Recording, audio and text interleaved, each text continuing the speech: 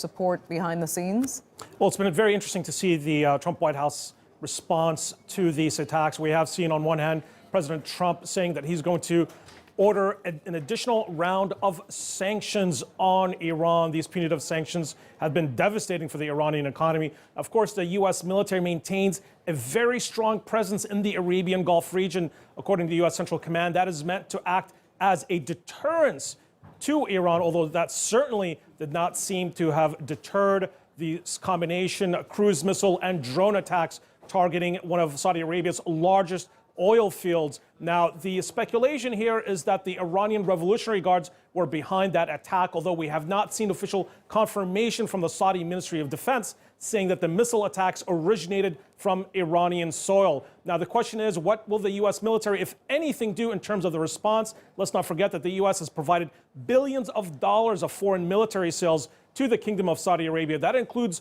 hundreds of land attack cruise missiles that could perhaps be used by the kingdom in any military response towards Iran, if there would be any. Now, the U.S. does also maintain a small military presence in Saudi Arabia, in Riyadh, in an airbase that was just recently opened up. But it doesn't seem that President Trump is preparing for any type of military response just now, although we have seen some reports from the U.S. media that the U.S. Central Command has provided options and contingency plan to the White House should the president, who is the ultimate commander-in-chief of U.S. forces, give a command to respond militarily. But the speculation is so far that we are not going to see a military response from Washington just yet.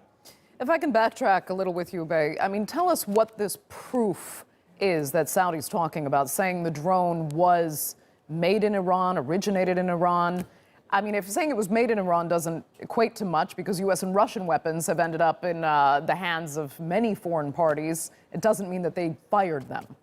Now, we have seen from the Saudi Ministry of Defense spokesman, the press conference the other day, what they have shown is what they believe to be a tandem attack from advanced cruise missiles that are fired low to the ground, are very difficult to detect, and drones. Now, what they have done here is that they have reversed engineered the circuit boards from 3 of the cruise missiles that crashed in the desert before hitting their target. They were not able to meet their target. Now, so what the Saudi Ministry of Defense is telling us is that they've been able to reverse engineer and look at the production dates of these cruise missiles based on those circuit boards. They believe that they were produced in 2019 and that they could only have been produced with the engineering capability and certain signatures of the Iranian Revolutionary Guards that other Iranian proxies in the region, such as the Houthis, do not have. Now, what they haven't been able to tell us definitively is which base, if any, on Iranian soil did these missiles and drones originate from. The Kingdom of Saudi Arabia has been very hesitant to outright pinpoint a point of origin, though we have seen some leaks in U.S. media overnight believing that the attacks may have originated from the Avaz Air Base in southwest Iran. Okay. Oubai Shahbandar joining us there. Thanks so much.